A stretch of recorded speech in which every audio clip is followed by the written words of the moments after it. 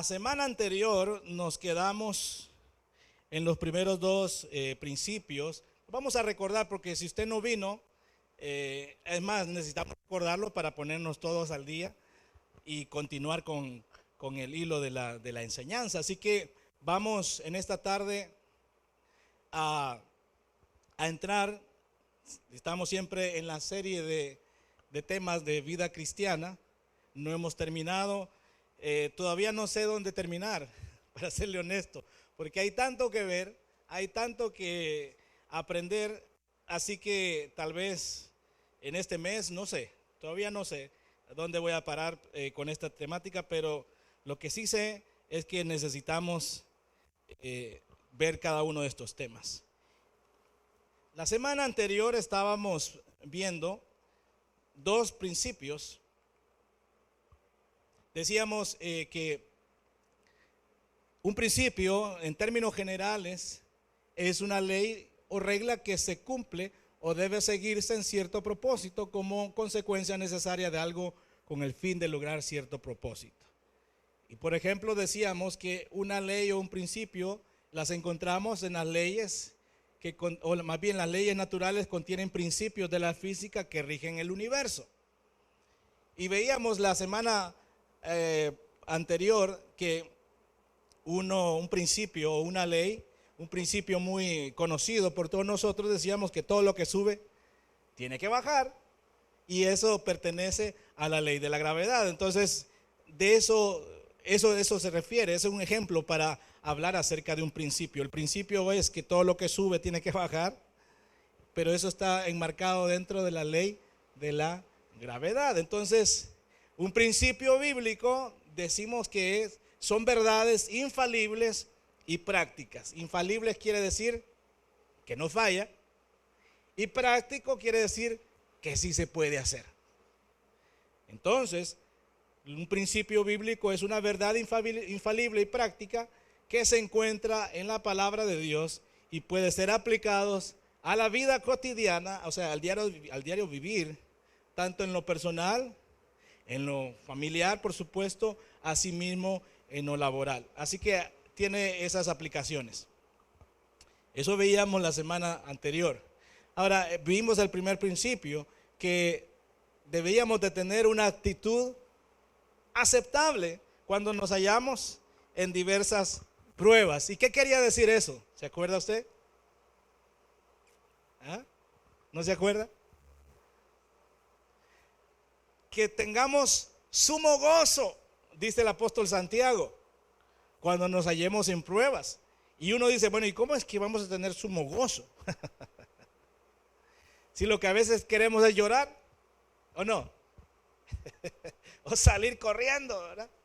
Pero el apóstol Santiago está él escribiendo, y él dice a los creyentes de que cuando nos hallemos en diversas pruebas, debemos de tomar esas dificultades o esas pruebas con sumo gozo.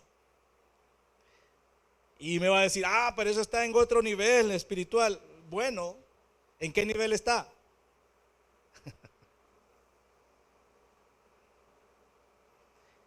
Aquí no dice en qué nivel debe de usted estar. Lo que está diciendo que si usted es creyente o si yo soy creyente, debo de tener sumo gozo en las diversas pruebas. No está hablando de niveles ni nada de eso. Porque alguien puede decir, porque ahí sí ya se quiere otro nivel. No. Lo único que está diciendo es que hay que tener una actitud aceptable, el principio número 1 ante las pruebas, y ese es el sumo gozo. Y veíamos la semana anterior que el versículo no dice que estemos alegres porque tenemos pruebas. Gloria a Dios, tengo pruebas y dificultades. No dice eso. Ni tampoco dice, no me ha venido ni una prueba, qué extraño, quizás Dios no me ama.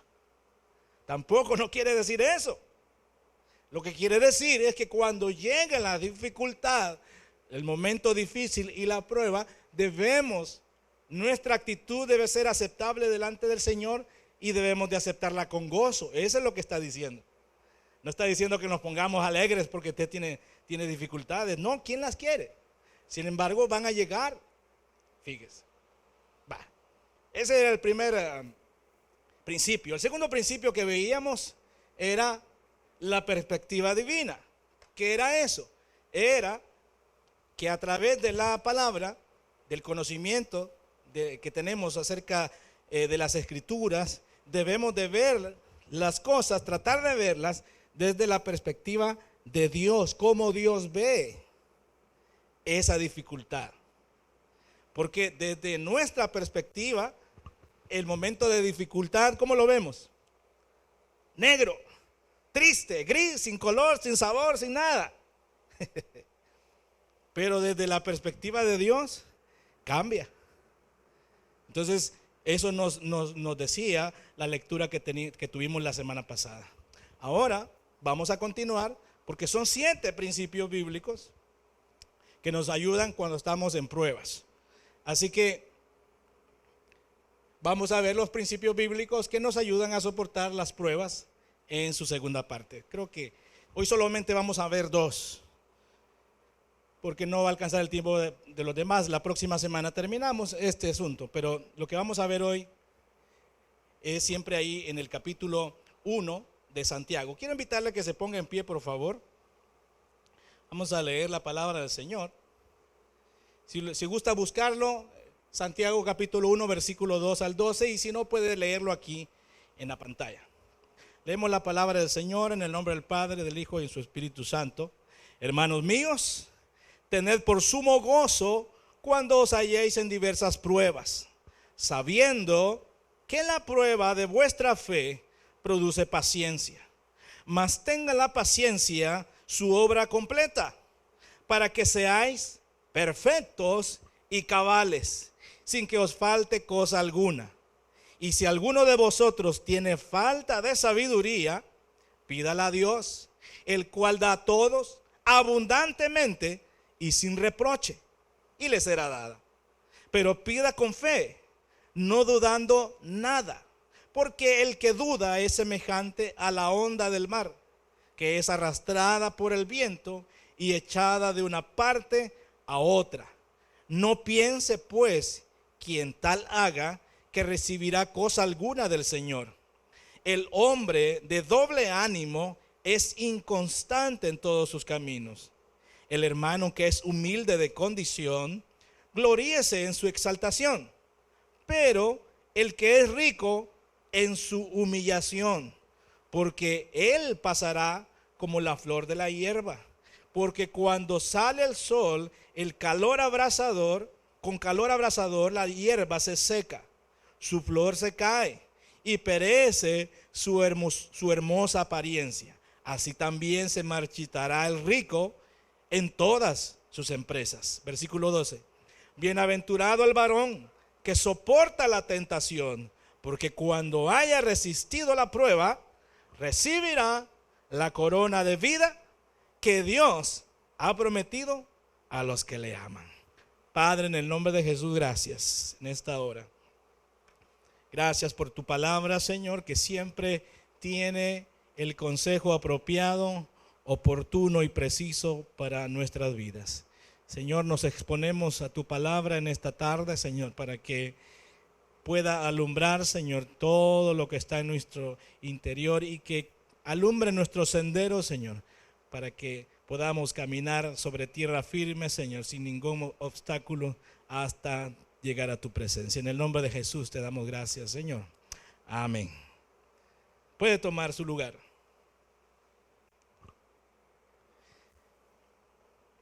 Fíjese que el libro de la epístola de Santiago, si usted quiere hacer un bosquejo de ella, todo se trata de pruebas. La prueba de la fe, la prueba de la paciencia, la prueba de la lengua. Todo el libro de Santiago habla acerca de la prueba. Entonces, en ese sentido, nosotros como creyentes seremos probados. A ver qué sabor tiene, ¿eh? Y no estamos hablando de sabor, sino de cuál es nuestra relación con el Señor, nuestra fe, la prueba de nuestra fe. Bueno, déjeme mostrarle un video antes de ver el tercero y el cuarto principio, quiero mostrarle algo que tiene que ver con esto del soportar las pruebas. Solo déjeme darle un pequeño contexto en cuanto a la epístola. Fíjese que Santiago, él estaba escribiendo a los creyentes, a los cristianos que estaban en Jerusalén. Santiago es el medio hermano del Señor Jesús. ¿Sabía usted eso? Él es. Entonces, él estaba escribiendo a los cristianos ahí por entre el año 41 al 49. Y en ese momento, si usted se fija en el capítulo 7 de Hechos, ahí aparece el primer mártir, que es Esteban. A partir de ese momento comienza una persecución terrible sobre los creyentes, sobre los cristianos. Y más adelante en el capítulo 12 del libro de los Hechos, usted ve ahí que hay un cambio de persecución, porque entonces ahora Herodes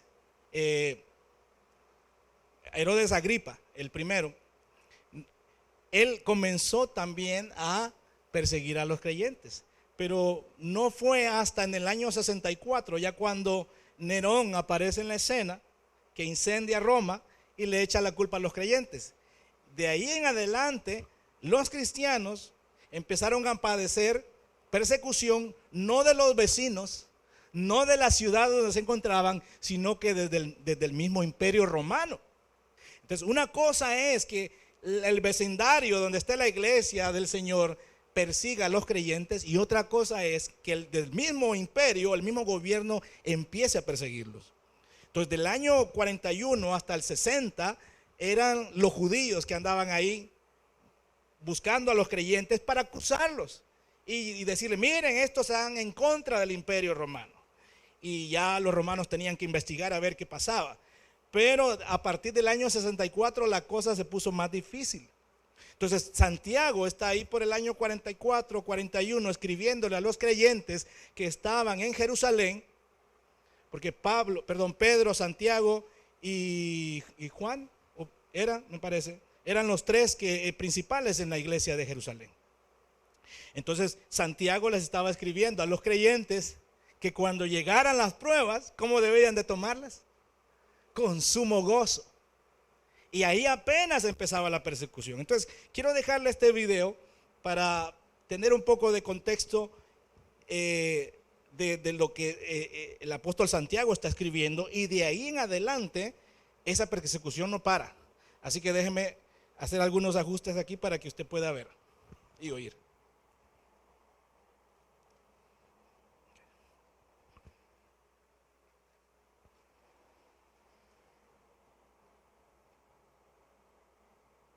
Para el final del primer siglo, la mayoría de los apóstoles habían sido asesinados, y los cristianos representaban pequeñas minorías distribuidas por todo el Imperio Romano. Para un observador ajeno y escéptico, era probable que el cristianismo se estancara y desapareciera rápidamente.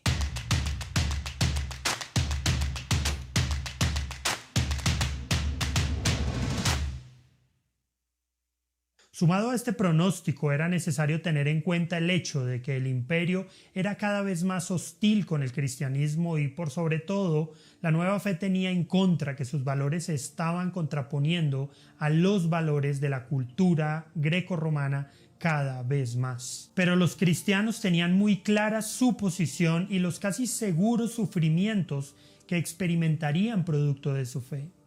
En relación con la oposición estatal, hay que decir que los cristianos ya sabían lo que les sucedería, gracias a que el mismo Señor los había alertado. De acuerdo con las enseñanzas de Jesús, resultaba imposible que un discípulo no se enfrentara con el rechazo y la oposición. Lo dijo en Mateo 5:12 y en Marcos 10:30.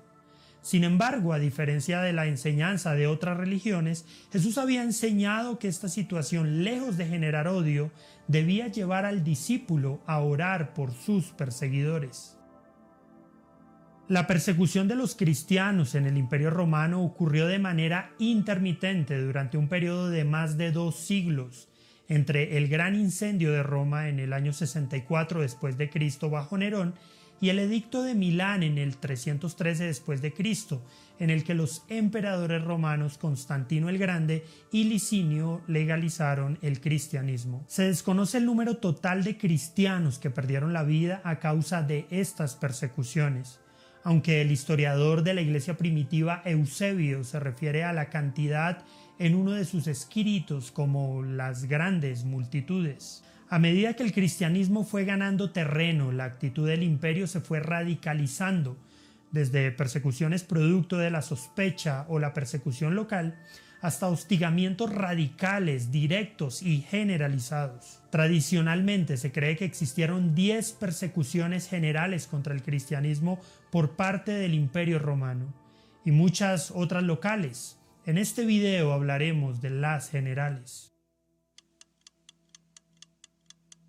1. La persecución de Nerón. La persecución de Nerón, que fue la primera ya de manera institucional, si usted quiere llamarle así, o desde el punto de vista desde el gobierno, comenzó en el año 64. Pero cuando Santiago, él escribe a los creyentes, le dije hace un instante, es por el año 44, 41, 49, en ese periodo, es que se escribió la epístola de Santiago. Ya comenzaba en ciertas regiones, bueno, ahí en Roma, en Jerusalén empezó la persecución de los creyentes. Entonces, pero hasta el año 64 comienza el gobierno a perseguir a los creyentes. Entonces, esta carta es oportuna en ese momento porque desde el año 44 en adelante, desde el 31, más o menos ahí por el año 31, 33, es que Esteban es lapidado. Entonces, de ahí en adelante empezaban los levantamientos contra el cristianismo, pero hasta en el 64 en adelante comenzó el gobierno a perseguir a los creyentes. No vamos a ver los 10 porque eso nos va a llevar mucho tiempo, pero vamos a ver algunos. La primera persecución dirigida por el imperio hacia el cristianismo se dio en el año 64 después de Cristo, durante los tiempos del emperador Nerón. Roma había sido incendiada y al parecer la única justificación coherente que encontró el emperador fue culpar a los cristianos. No se tiene evidencia de que alguien fuera de la comunidad cristiana protestara por el hecho de haber culpado a los seguidores de Jesús de esta tragedia, lo que podría suponer que el cristianismo ya era bastante impopular entre los ciudadanos de la capital del imperio. También se cree que durante esta ola de persecución murieron los apóstoles Pedro y Pablo. 2. La persecución de Domiciano. La segunda persecución al parecer se habría dado durante el gobierno del emperador Domiciano, entre el año 90 y 96 después de Cristo. A pesar de que durante este periodo hubo confrontación entre el pensamiento cristiano y el pagano, algunos estudios e investigaciones modernas han sugerido que no fue de grandes dimensiones. Se dieron algunos asesinatos y destierros, pero no al nivel de las siguientes persecuciones. 3. La persecución de Trajano. Lo que comúnmente llamamos tercera persecución se dio bajo el emperador Trajano entre el año 98 y 117. El emperador no simpatizaba con el cristianismo, así que a pesar de no perseguirlos de manera directa, si alguien los acusaba se podía proceder en su contra. Como consecuencia, el solo hecho de ser cristiano ya representaba una posible sanción legal. 4. La persecución de Adriano. La cuarta persecución se dio bajo el emperador Adriano, del 117 al 138 después de Cristo. Aunque este emperador fue más indulgente con los cristianos, durante este periodo se siguió manteniendo la persecución legal a los seguidores de Jesús. 5. La persecución de Marco Aurelio. La quinta persecución sucedió durante el gobierno de Marco Aurelio, entre el año 161 y el 180 después de Cristo. A pesar de ser considerado como un emperador ilustrado, no escondió su aversión hacia el cristianismo. En el año 177 después de Cristo instigó a una persecución en la ciudad de Lyon. También impulsó a Celso a escribir un tratado en contra del cristianismo. El emperador promovió una imagen despectiva de los cristianos y dejó para la historia lo que alguien algún día dijo al respecto. Lo que justifica la eliminación física de los cristianos es, ni más ni menos, que creen de manera diferente, que contemplan la existencia de manera diferente, que viven de manera diferente. Oiga, solamente por eso es que se perseguía a los cristianos, porque se vivía de una manera diferente. Que viven de manera diferente, no ilegal o perversamente, solo diferente. ¿Qué es lo que hacemos nosotros? Vivir diferente. No vivimos de manera ilegal, vivimos honrando, respetando las leyes, pero vivimos de manera diferente. Entonces, en ese tiempo, solo el hecho de ser cristiano ya había una marca sobre usted, y cualquiera le podía lo podía denunciar, inclusive lo podía matar, y no había problema. ¿Por qué? Porque ya había un edicto, había un decreto de un emperador, de cualquiera que estuviera de turno, de que hacerle daño o perseguir a los cristianos era cumplir la ley. Entonces vea usted de que este asunto de la persecución y lo que los cristianos estaban sufriendo por el evangelio no era cosa fácil. Nerón, cuando dijo de que los creyentes eran los responsables de haberse incendiado Roma, cuando capturaban a los creyentes en los pasillos de las ciudades, en los caminos anchos, ahí subían a los cristianos, los amarraban, les ponían fuego y con eso alumbraban la ciudad. Mientras los creyentes estaban ardiendo en fuego, esa era la luz que iluminaba la ciudad. Entonces, cuando el apóstol Santiago escribió, los emperadores romanos que estaban de turno eran Calígula y Claudio. Entonces ese Calígula solo duró como 3 o 4 años, pero fue uno de los más despiadados que hubo. Entonces vea que este asunto de sufrir por la fe y que la fe debía ser probada de los creyentes no era cosa fácil. Y aún así el apóstol escribe y dice que debemos o deberían los creyentes tomar las pruebas con sumo gozo. Pero ahora usted y yo no estamos siendo perseguidos de una manera radical, como dice ahí, o despiadada por ser creyente. Es más, cuando usted le dice a alguien, soy cristiano, qué bien, te felicito. O me alegra. O le dicen, ya, me imaginaba que eras creyente o cristiano. Entonces, el día de hoy que estamos en una paz relativa, esto no va a durar mucho tiempo. Yo no le puedo decir cuánto tiempo más o en cuánto tiempo se va a levantar un movimiento contra los cristianos, pero de hecho ya está sucediendo, porque nosotros, por ejemplo, no estamos de acuerdo con el homosexualismo, y por esa razón ya nos van a tildar de retrógradas, o ya nos tildan de retrógradas, de mente cuadrada. Como ellos dicen, tienen su mente más abierta a cualquier tipo o expresión del amor. O sea, no estamos, en muchas cosas no estamos de acuerdo. Entonces llegará un momento que desde el gobierno, desde las instituciones que tienen el poder, van a perseguir a los creyentes. Y si no somos nosotros, van a ser nuestros hijos o van a ser nuestros nietos. Entonces quiere decir que hay que preparar a nuestras generaciones para eso que pueda venir y prepararnos nosotros también. Mire, el tiempo va corriendo aceleradamente, así que es probable que nos toque vivir algo así. Pero ¿qué vamos a hacer? ¿Qué vamos a hacer? Mire, en ese tiempo hay una película que yo le quiero mostrar un día de esto, la vamos a ver un día sábado, se lo anticipo ya. Pero era tal grado la brutalidad contra los creyentes que en los mismos brazos de su mamá ahí asesinaban a los hijos. ¿Se puede usted imaginar eso? Teniendo usted a su hijo en sus brazos y que se lo lleguen a asesinar ahí por ser creyente. ¿Y qué iba a hacer? ¿Renunciar a su fe?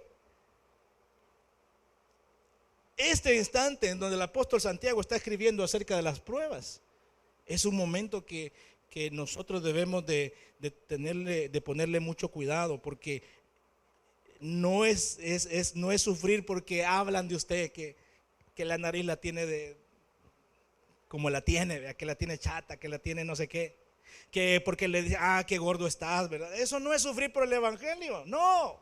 Esta gente lo que atravesaba era cosa de vida o muerte, y se andaban escondiendo.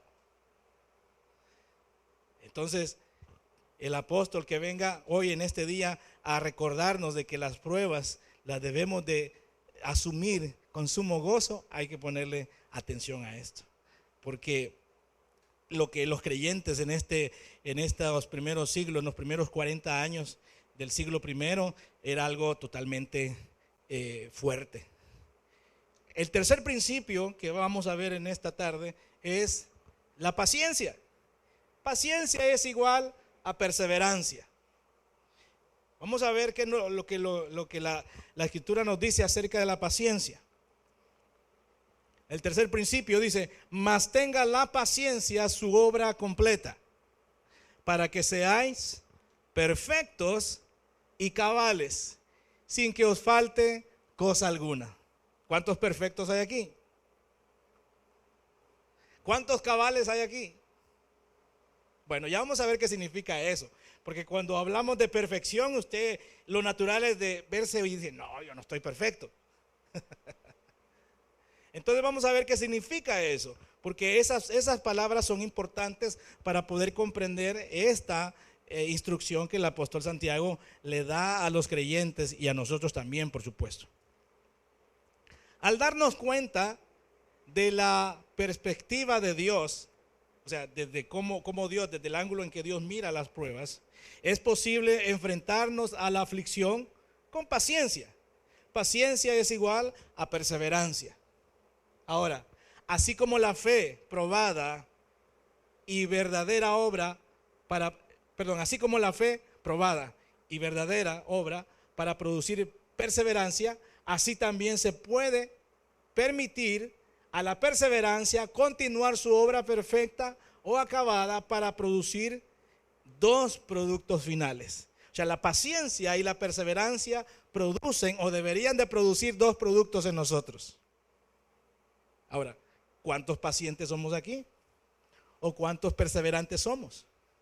Tenemos que aprender paciencia, tenemos que aprender perseverancia. En una cosa, por ejemplo, usted puede analizarse a sí mismo en lo que no es perseverante. Una persona que no es perseverante hoy acepta una cosa, un reto, por ejemplo, lo más común, los estudios. Hoy comenzó y luego de 3 meses digo, no, esto no es para mí. ¿Qué faltó ahí? Perseverancia, paciencia.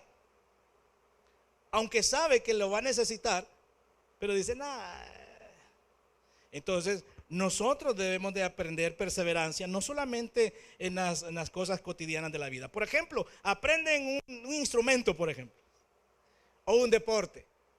Y los primeros días van al entrenamiento y toda la cosa. Ya la siguiente semana, ¿qué pasó? ¿No vas a ir al...?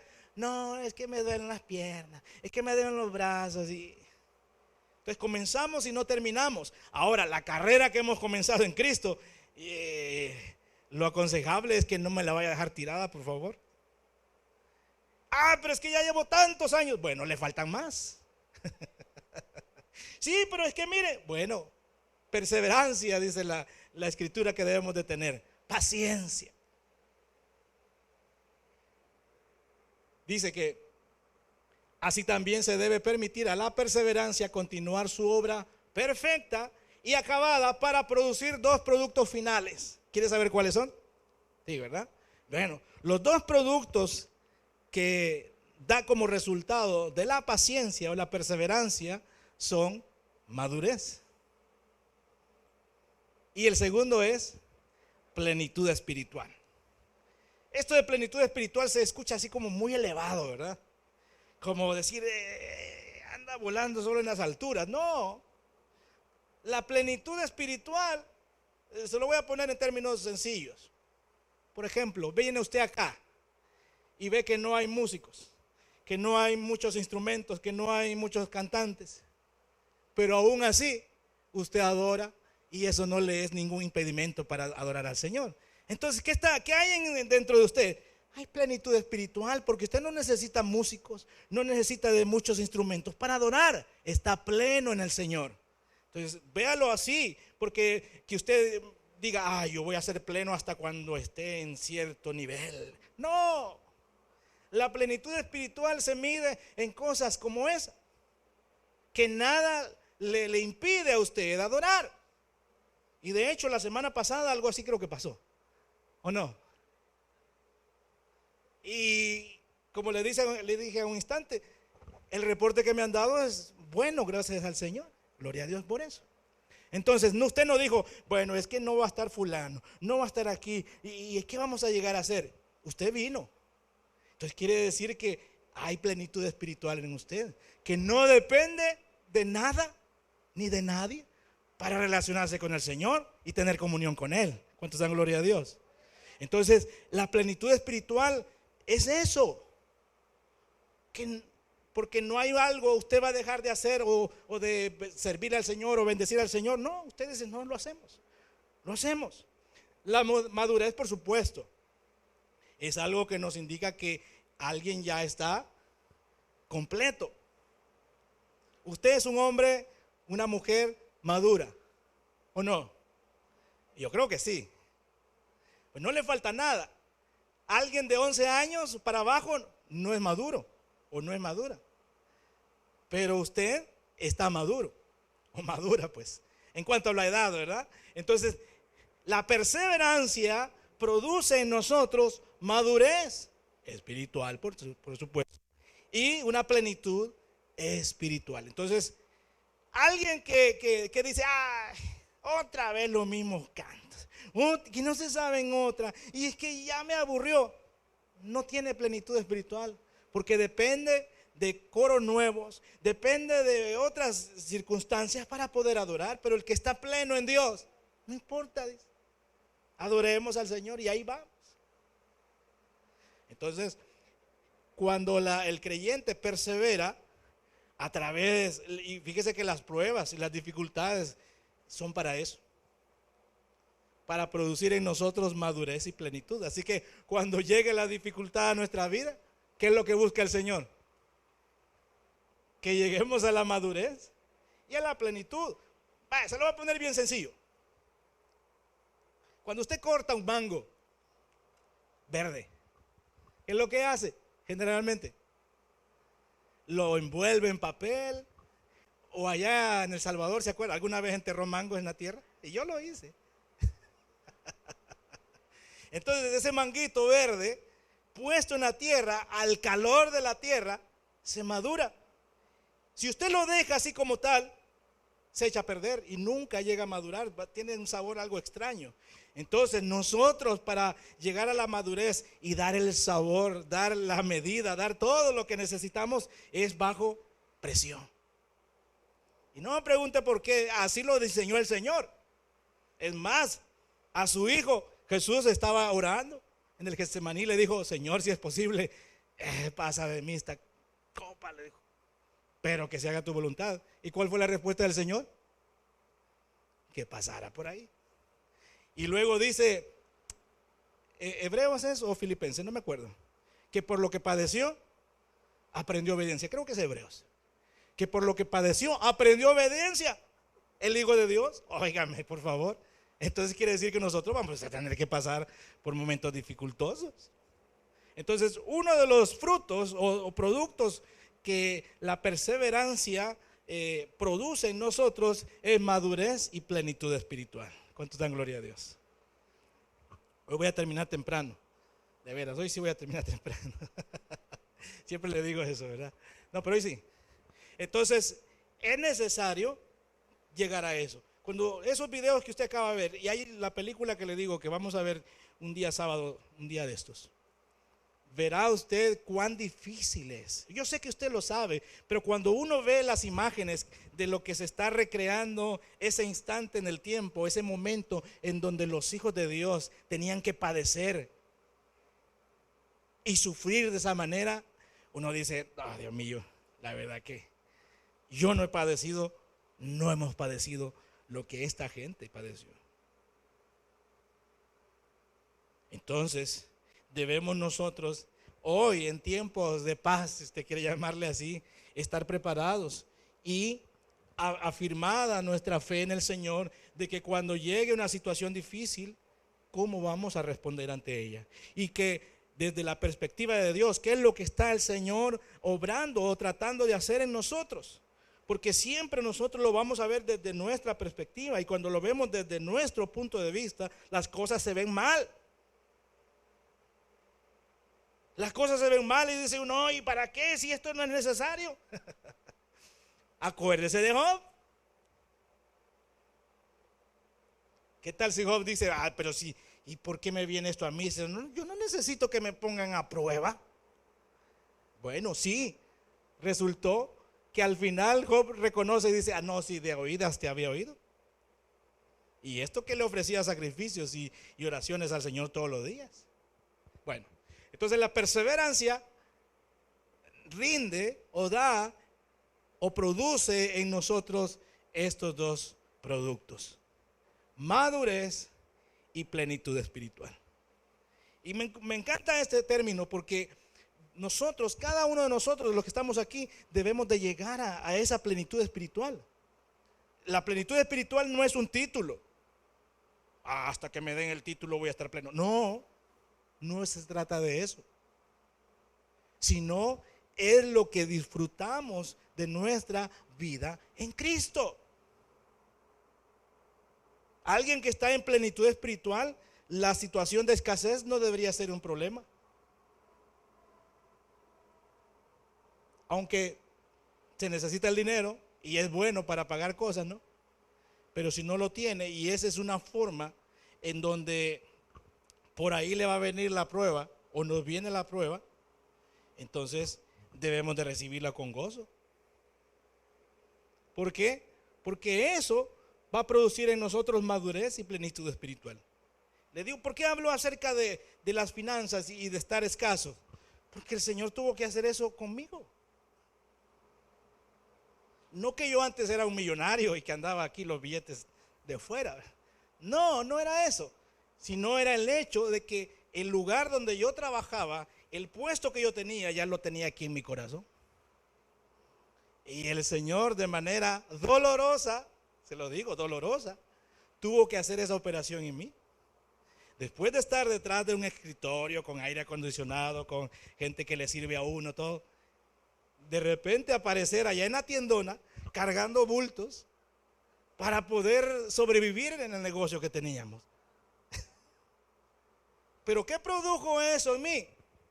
Una plenitud espiritual en donde, y una madurez donde llegué a reconocer que no era yo, que no era lo que yo sabía, sino que era Dios el que me daba el sustento.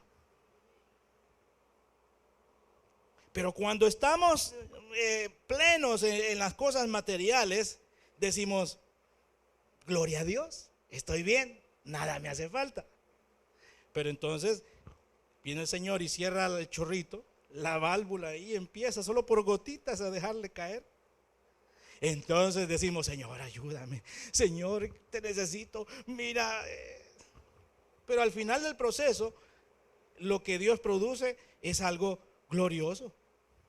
Porque ahora esta papelera, porque esa es papelera, no es billetera. Si yo le enseño un montón de papeles que ando aquí, ya no me aflige como antes.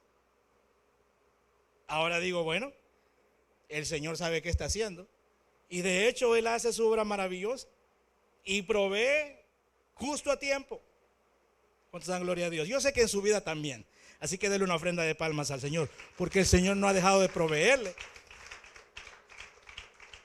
Pero yo quiero millones. No, hombre, entonces nunca va a estar satisfecho. Bien, entonces vea estos dos productos que resultan de la perseverancia. Cuando la perseverancia, la paciencia ha finalizado su obra, usted resultará en un cristiano maduro, en una cristiana madura, en un creyente con plenitud espiritual. Gloria a Dios. Un poquito más adelante.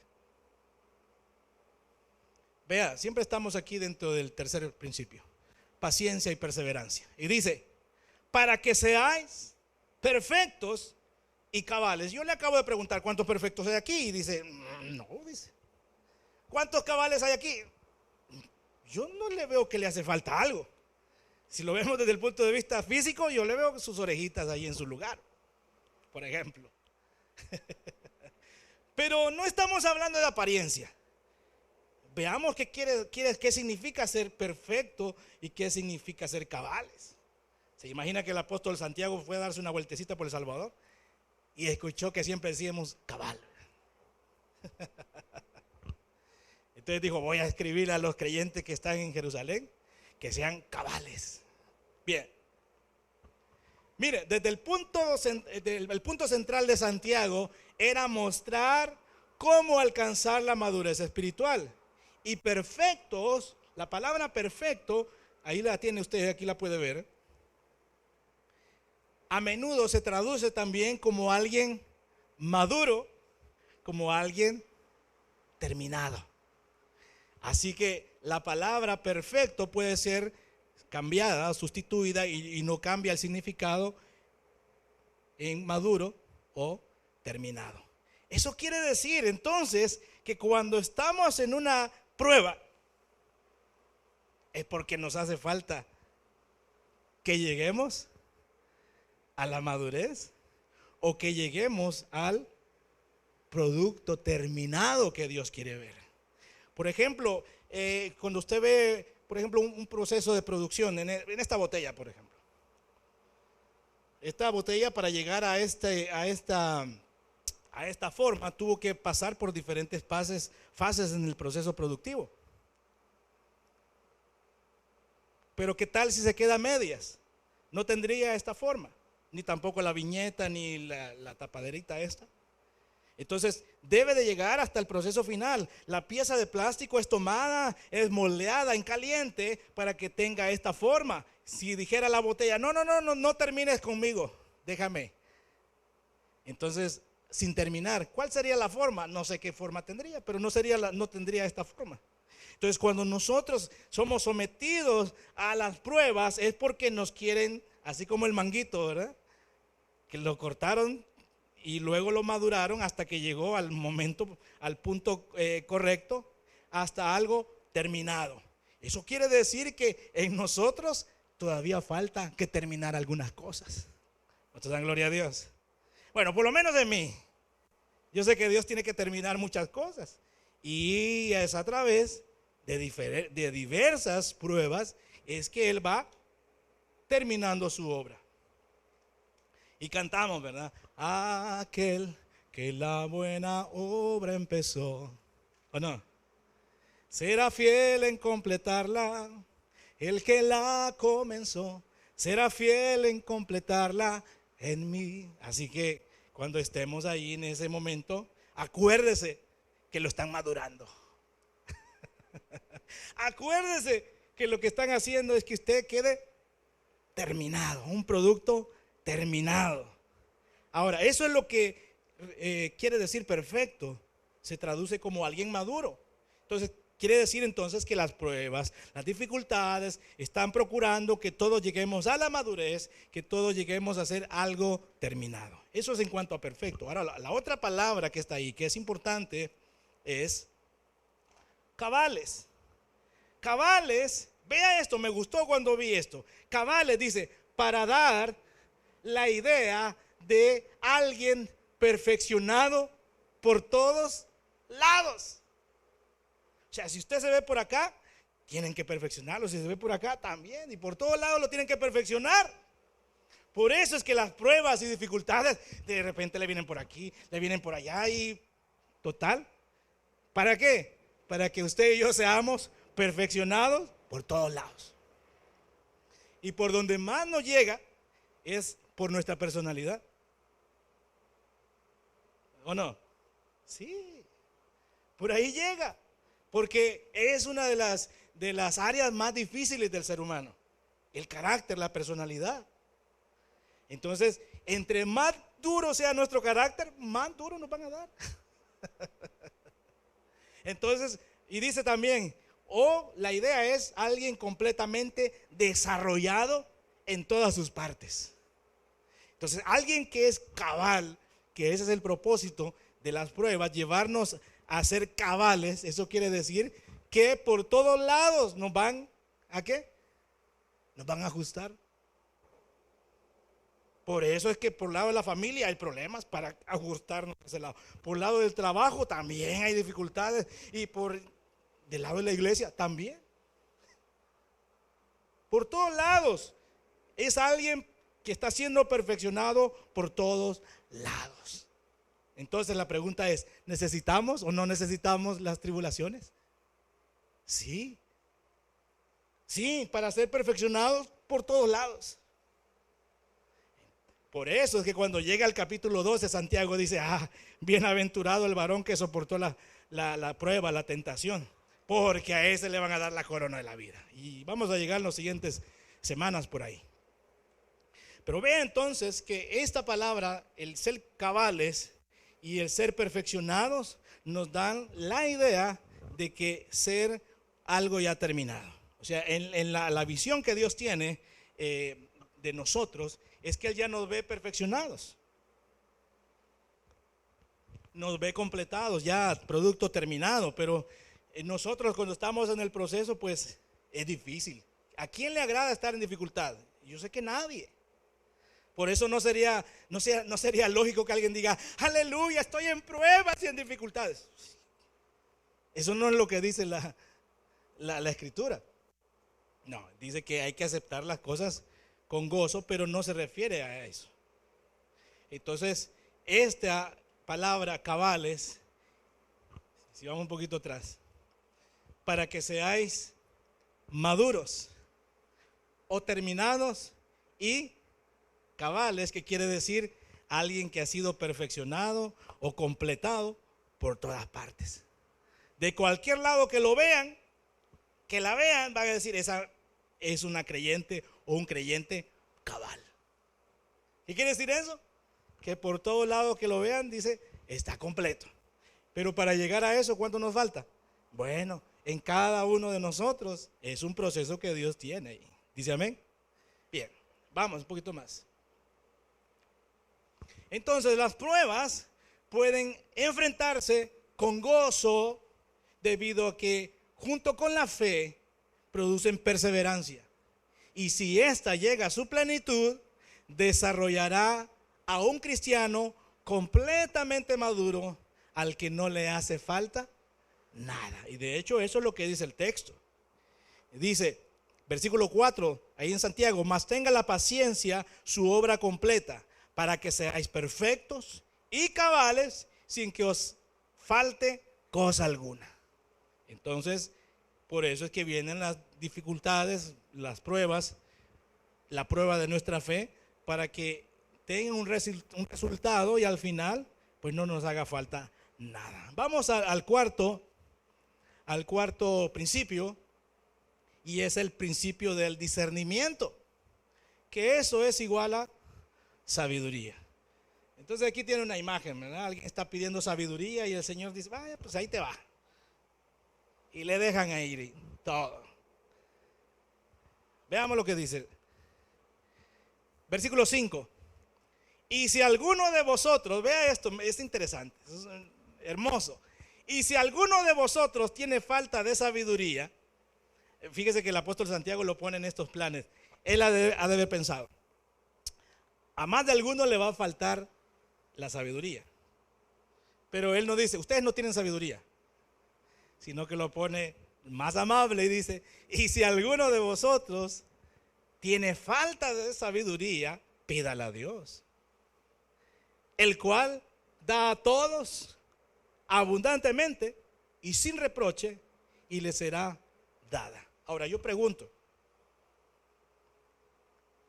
¿Para qué necesitamos sabiduría? ¿Qué tiene que ver esto de las pruebas y la sabiduría? ¿Para qué? Eso quiere decir que esta sabiduría la necesitamos, la necesita el creyente para poder entender el proceso que Dios está haciendo en nosotros. El día de ayer yo no pude venir a la iglesia. Ayer ya tengo un año de estar en tratamiento médico. Hace un año antes se me había desarrollado una enfermedad y no me había dado cuenta. Y ayer fue una cosa bastante complicada, me sentía mal, así anímicamente mal, de los nervios me sentía así como, ya puedes imaginar. Cuando llegué a la casa me faltaba el aire, no podía respirar y estaba así mal. Entonces de repente le digo a mi esposa, yo creo que hoy no voy a poder ir a la iglesia. Y me fui caminando y me fui a acostar a la cama. Y lo último que me acuerdo que fue eso, que me fui a acostar y como que si caí en un hoyo profundo y cuando vine a despertar eran como las 8:30. Se fue el tiempo y fue una cosa así. Entonces, ¿por qué le digo esto? Porque cuando nosotros no tenemos sabiduría, y mucho menos se la pedimos al Señor para poder comprender y entender qué es lo que está sucediendo en nuestra vida, lo que vamos a hacer y vamos a decir es, me prometieron tantas cosas en el evangelio y no pasa nada, más problemas tengo, me voy. Cuando estamos en una situación difícil y no pedimos sabiduría al Señor, lo que sucede es que nos amargamos. Lo que sucede es que renunciamos a nuestra fe. Es que lo que sucede es que no le encontramos sentido ni propósito alguno a las cosas. Lo que Santiago está diciendo aquí, si alguno de vosotros tiene falta de sabiduría, eso quiere decir, si no entiende lo que está viviendo, lo que está pasando, pídele a Dios que le dé la sabiduría para que pueda entender qué es lo que está sucediendo dentro de usted, en todas las circunstancias que está viviendo. Eso es lo que está diciendo el apóstol. Necesitamos la sabiduría de Dios para poder comprender qué es lo que estamos viviendo. Alguien podría decir, bueno, qué raro, hoy que me dedico más al Señor, me he entregado más problemas tengo. Casi siempre eso es así. Y si alguien sin sabiduría dice, entonces no es así la cosa, eso quiere decir que mejor le pongo el freno y ya dejo de congregarme ahí de vez en cuando, porque ya me fijé que entre más me entrego, más problemas me salen. ¿Es alguien sabio? No tiene ninguna sabiduría de parte de Dios, no está entendiendo lo que está pasando. El que más se entrega al Señor, más perseguido va a ser. Entre más nos entregamos al Señor, más dificultades vamos a tener. Entonces debemos de tener la sabiduría que viene de Dios para poder comprender lo que estamos viviendo, sea cual sea la situación, problemas en el hogar, enfermedad, problemas en el trabajo, lo que sea. Si no tenemos la sabiduría que viene de Dios, no vamos a entender el momento, sino que vamos a estar siempre reprochándole a Dios. Un poquito más adelante. Aquí la sabiduría se relaciona directamente con Dios. Proverbios 1:7 dice que el principio de la sabiduría es el temor al Señor. Y aquí hay algunos pasajes que usted puede tomar notas si usted gusta y los puede leer en su casa, que hablan acerca de esa sabiduría de la cual está hablando Santiago. La sabiduría no solo incluye el conocimiento que viene de Dios, sino también la habilidad de ponerla en práctica. Lo más difícil muchas veces del evangelio es que lo pongamos en práctica. A veces, casi siempre sabemos mucha palabra, todos, sabemos mucho, pero a la hora de ponerla en práctica es donde fallamos.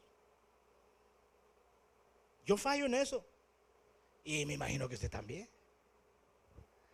Ponerla en práctica, esa habilidad debemos de pedírsela al Señor. Entonces la sabiduría no solo incluye el conocimiento que viene de Dios. Dice, sí, yo sé que Dios existe, sí, yo creo en Dios, sí, pero a la hora de ponerlo en práctica dice, ay Dios, este Dios en el cual creo no hace nada, qué barbaridad. Oiga, En última instancia, le voy a decir esto. ¿Para qué murió Cristo? ¿Para qué padeció Cristo en la cruz? ¿Para que usted sea exitoso en sus negocios? ¿Para que le vaya bien en todos los aspectos de la vida? ¿Para eso murió Cristo? Le pregunto. No. Cristo no murió para que fuéramos hombres de negocios, exitosos en nuestras carreras seculares, en lo que sea.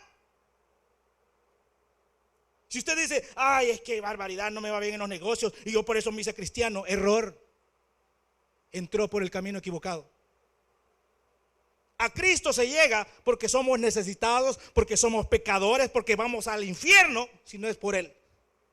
Por eso nos acercamos a Jesús, no para ser exitosos en nuestra vida. Esa debe ser una consecuencia de nuestra relación, de nuestro caminar con Dios. ¿Dice amén o no dice amén?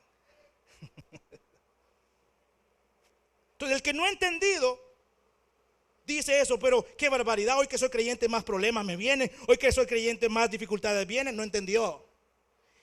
Y eso a veces no es culpa del creyente, es culpa de los predicadores. Venga Cristo y los problemas se le van a resolver, es cierto. Pero lo que necesitamos decirle a la gente y decirlos a nosotros mismos, que somos pecadores y que necesitamos la redención del Señor. Si la gente se acerca solo porque se le resuelvan sus problemas, el día que no se le resuelvan, ese día se va de la iglesia. Entonces necesitamos sabiduría. Eso es lo que está diciendo el apóstol Santiago. Necesitamos sabiduría. Y Dios tiene la capacidad de resolverlo, claro, pero si no lo quiere hacer, no lo va a hacer. ¿Cuál va a ser su respuesta al Señor? ¿Amarlo o dejarlo? Si usted y yo no tenemos sabiduría de parte de Dios, lo vamos a dejar. Y vamos a decir como muchos ya dijeron, el evangelio no funciona. El evangelio no funciona. Mentira. Bueno, será mentira para él, pero para nosotros el evangelio sí funciona. Porque aquel que se llegó a los pies del Señor, porque era pecador, porque iba al infierno, porque necesitaba el perdón de Dios, pasan 30, 40, 50 años y es fiel al Señor. Pero el que se acercó porque, ay Señor, vengo a ti porque mi mujer se fue y quiero que regrese. Cuando regreses, deja la iglesia. Porque lo que quería era eso, que la mujer regresara.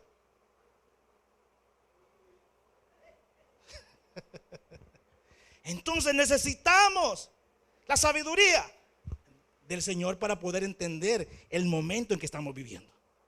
Y por eso hablamos de la enfermedad. Si no entendemos el momento de enfermedad, oiga, no vamos a ser eternos en esta tierra. De algo nos vamos a morir.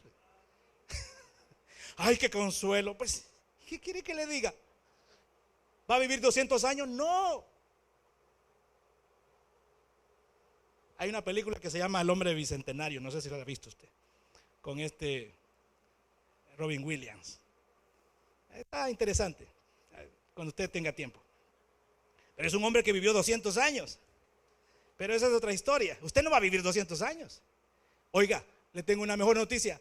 Usted va a vivir toda una eternidad con el Señor.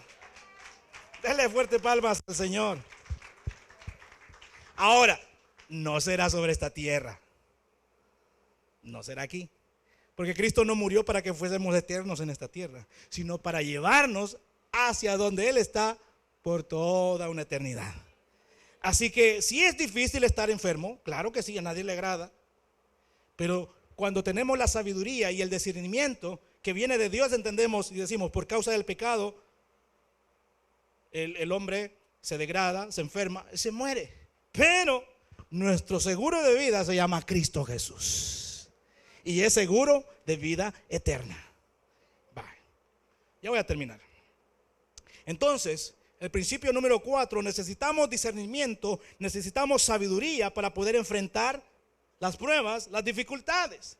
El hombre con una fe viva pide a Dios la sabiduría para saber cómo responder en medio de la prueba. La pregunta indicada no es ¿por qué? Ese por qué siempre, ¿verdad? ¿Por qué, Señor? ¿Por qué a mí? Si tengo ojos azules, ¿por qué a mí? Si soy rubia, ¿por qué a mí, Señor? Si soy guapo, ¿por qué? No, la pregunta no es ¿por qué? Es, Señor, ¿qué quieres lograr en mi vida? Y es ahí donde nosotros debemos de alguna manera, a través de la palabra, ver desde la perspectiva de Dios qué es lo que esa prueba, esa dificultad traerá como beneficio. Y es así, y es entonces cuando podemos decir: Señor, ¿qué quieres lograr en mi vida? ¿Qué debo hacer en medio de esta situación para glorificarte? Muchos en el tiempo de la prueba no alaban al Señor, solo se quejan. El salmista dijo en el Salmo 34: bendeciré al Señor en todo tiempo, y su alabanza estará por siempre en mis labios. Y más adelante dice el salmista: este pobre clamó y lo oyó el Señor y lo libró de todas sus angustias. Dice: dichoso es el hombre que confía en él, no será avergonzado. Entonces, esto que estamos hablando, sé que es difícil, claro que sí, es difícil, hermano, no lo vamos a negar, pero por eso estamos viendo de que cuando estemos en la dificultad debemos de pedir sabiduría. Y la pregunta correcta al Señor debe ser: ¿qué quieres lograr en mi vida? ¿Qué debo hacer en medio de esta situación difícil para glorificarte? Muchos se callan, cierran su boca, ya no adoran en tiempos de crisis. Pero vemos que la Biblia no dice eso. Dice: alabaré al Señor en todo tiempo. Y Eclesiastés 3 dice que todo tiene su tiempo. Todo lo que se quiere debajo del cielo tiene su hora. Tiempo de nacer, tiempo de morir, tiempo de amar, tiempo de repudiar, dice. Pero bueno, tiempo de estar sano, tiempo de estar enfermo, tiempo de tener, tiempo de no tener. De hecho, el apóstol Pablo, ahí en Filipenses 4, dice: he aprendido a estar completo en el Señor. Lo estoy parafraseando. He estado en abundancia, gloria a Dios. He estado en la escasez, gloria a Dios. He aprendido, dicen algunas versiones, el secreto de la vida. Y dice: todo lo puedo en Cristo que me fortalece. Eso es llenar nuestra vida de la sabiduría, del discernimiento que solamente viene de Dios. ¿Y sabe qué es lo mejor? Que está disponible, solo hay que pedirla. Así dice: y si alguno de vosotros tiene falta de sabiduría, pídala a Dios, el cual da a todos abundantemente y sin reproche. ¿Qué quiere decir eso? Señor, necesito sabiduría. Otra vez, ay, que no aprendes, hombre. Eso es un reproche. No es como cuando a uno le enseñan algo, ¿verdad? Y se lo enseñan una vez y mire, va a hacer esto aquí. Y llega usted: mira, ¿y cómo se? Y que no te expliqué, pues, que no te fijaste. Sí, no sé si a usted le ha tocado, ¿verdad? Que le enseñan a hacer algo y así, ¿verdad? Como para que no aprenda. Mire, esto se hace aquí, así, rapidito, ¿va? Y usted se queda: mira, me puede repetir otra vez, y ya te enseñé. No, Dios no es así. ¿Cuánto dan gloria a Dios? Ahí dice que la da sin medida y sin reproche. Pero la cuestión es que hay que pedirla. Amén. Bien, terminemos. Ya terminé. No te dan gloria a Dios. Hoy sí le cumplí, ¿verdad? Bien, póngase en pie, por favor. Vamos a continuar la siguiente semana viendo los otros principios bíblicos para que nos ayudan a poder soportar las pruebas. Póngase en pie, por favor. Vamos a dar gracias al Señor. Padre, gracias por tu palabra, Señor. Señor, gracias que todo lo que tú haces, lo haces perfecto. Señor, gracias porque esta escritura, Señor, ha venido especialmente para cada uno de nosotros, Señor. Para que cuando nos hallemos en diversas pruebas, podamos entender qué es lo que tú estás haciendo en nosotros. Padre, en el nombre de Jesús, haz tu obra con esta iglesia. Padre, termina la obra que un día comenzaste en nuestra vida, Señor. Como congregación, como iglesia que es tuya, continúa haciendo tu obra en nuestra vida, Señor. Padre, para que podamos llegar a esa plenitud, Señor, del Espíritu. para poder llegar a esa madurez, Señor, que se requiere para ser cabales, completos desde cualquier lado de nuestra vida, Señor, para poder adquirir sabiduría, oh Dios, para ver los procesos que estás haciendo en nuestra vida con gozo, Señor, y entender que hay un propósito divino en cada una de las cosas que suceden en nosotros, Señor. Padre, en el nombre de Jesús, gracias por tu palabra, gracias por Cristo Jesús, gracias por tu Espíritu Santo que nos ayuda en medio de la dificultad, en medio del dolor, de la tribulación, y nos llevas a delicados pastos a descansar. En el nombre de Jesús te damos gracias por tu misericordia en esta tarde y por lo que estás haciendo en la vida de cada uno de mis hermanas, de cada uno de mis hermanos. Señor, gracias porque en ti no hay despropósitos, en ti no hay desperdicios. Todo es útil, Señor, y de todo termina en bendición para aquellos que te aman y aquellos que han sido escogidos conforme a tu propósito, Señor. En el nombre de Jesús recibe la gloria, la honra, el poder y la majestad. Amén y amén. Dele una ofrenda de palmas al Señor.